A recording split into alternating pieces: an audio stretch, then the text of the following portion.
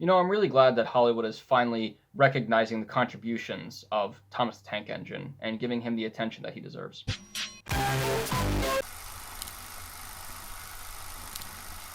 Welcome back to the channel, guys. Today our movie in the middle is Bullet Train. Bullet Train is an action comedy in which chaos ensues on a train when three different groups of people try to locate a briefcase full of money. It stars Brad Pitt, Aaron Taylor Johnson, Brian Tyree Henry, Joey King, Hiroyuki Sanada, and Logan Lerman. So Bullet Train is this year's kind of movie that I always compare these kind of movies to things like Gunpowder Milkshake from last year, or Guns Akimbo from 2020, or even older, like I'm always referencing things like Scott Pilgrim or John Wick or Deadpool. These kinds of movies that are fun, they're badass, they're action-based, but they're entertaining. They're not just like straight crime and then they're really boring. They have some fun visual and audio elements to them, and this one has a ton. The visuals in this one are super cool. Like everything about how it looks and sounds, the soundtrack, the shot types that they have, especially the editing, because there are so many instances where they do things like flashbacks or like the text on screen or, like cool imagery, things like that we've seen in all these other kinds of movies. And, like really like neon lights, really big colors, stuff like that, where it's like, it's badass, but it's trying to be, funny, or in instances maybe sort of even lame in like a funny way, if that makes sense. The action sequences in this one are super cool. They're really clever in some ways, using kind of the different cars of the train. Like one of them is supposed to be a quiet car, so the whole fight scene has to be like super quiet, and using all the other elements that they have at their disposal on the train. I think train movies are really good because they're so enclosed and, so, I don't want to say claustrophobic, but because they're so tight, you only have so much room to work with, especially with something like action. And so I think the drama, the narrative, everything that goes into the choreography of these fights is done really well because you only have so much, so you have to be really clever with it. The cast is great as well because, like I said, in terms of the narrative, there's like 3 or 4 different groups of people, and the whole thing is that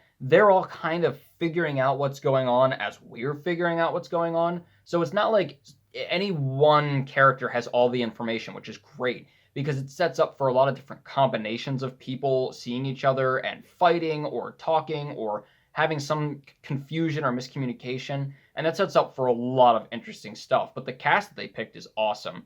Brad Pitt, man, I love Brad Pitt. In the last 2 or 3 years alone, I have grown to love him so much more because he was always like this household name, like, oh, Brad Pitt, yeah, he's a great movie star, all that. But like, I never realized just how good he is and how funny he is.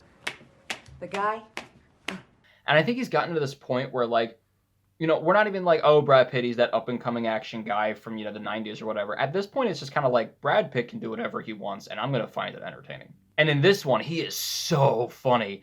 I loved his character because he's basically like this assassin who is also trying to work on himself, like mentally. Like he's doing like meditation and saying all these phrases like, pal, if you point one finger at somebody and blame, there are 4 other fingers pointing back at you. And like things like that, like all these little like phrases that you would tell yourself to like calm yourself down. It was a really funny contrast for somebody who is like a really good fighter and assassin and knows what he's doing. It was a really funny personality. I don't want to say personality trait because that's something we should all strive for. But it was a really funny like angle to his character. The rest of the cast was great as well because a lot of these characters had this really great balance between serious and like doing the mission, but also kind of funny, especially as the movie goes on and more combinations of people like have similar interests or goals, so they kind of partner up instead of fighting each other. Specifically, Brian Tyree Henry and Aaron Taylor Johnson, both of them have a really great, like I was saying, like writing that line between really funny but also like really good at their job and like they're here to get shit done. There is also a number of cameos in this movie, like just really small moments, but I thought that they were hilarious.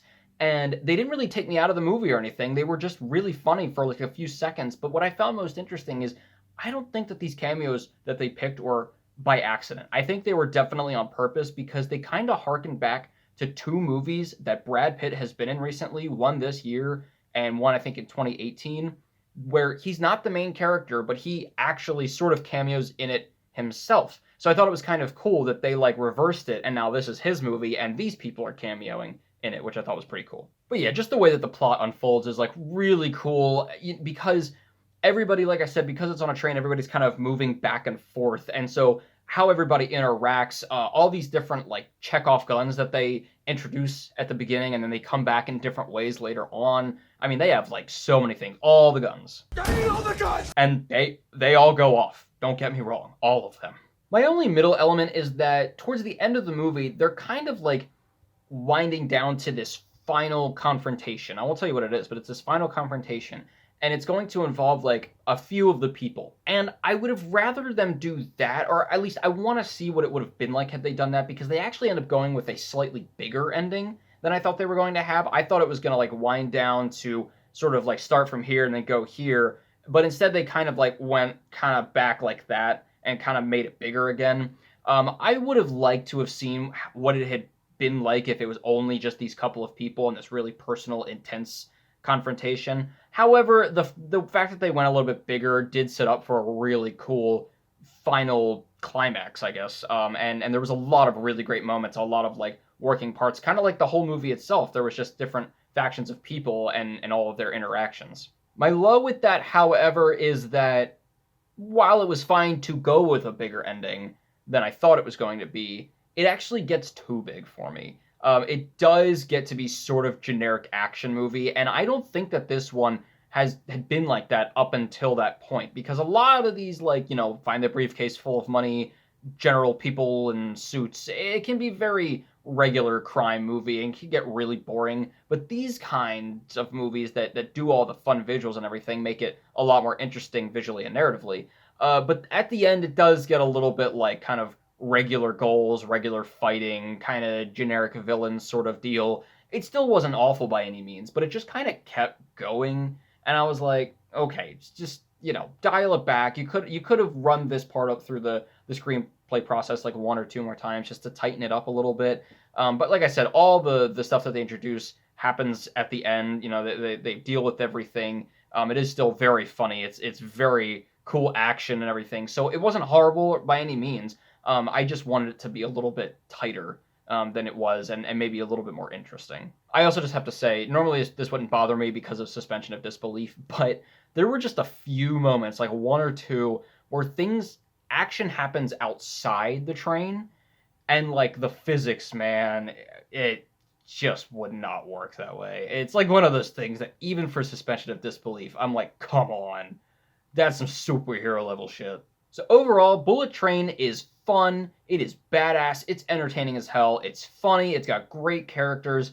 It does kind of trickle into more regular, just big explosions ending, which I wanted a little bit less of, but other than that, I really loved it. It's exactly what I wanted from this movie. Brad Pitt is awesome, great cameos. It was just a super fun movie. I think one that I was really looking forward to, especially in August, which didn't have that many big movies coming out that I was interested in. So I really loved Bullet Train. I'm going to give it a 3.5 out of 4. Guys, let me know what you thought of Bullet Train, and let me know what your favorite train movie is. We got Snowpiercer, we got Train to Busan, 3:10 to Yuma, Murder on the Orient Express, both of them. It's just there's a ton of them that you can choose from. So let me know what your favorite train movie is. And as always, keep your hopes high, your stress low, and if you need help with that, ask Brad Pitt. A movie's right in the middle. I'll see you guys later.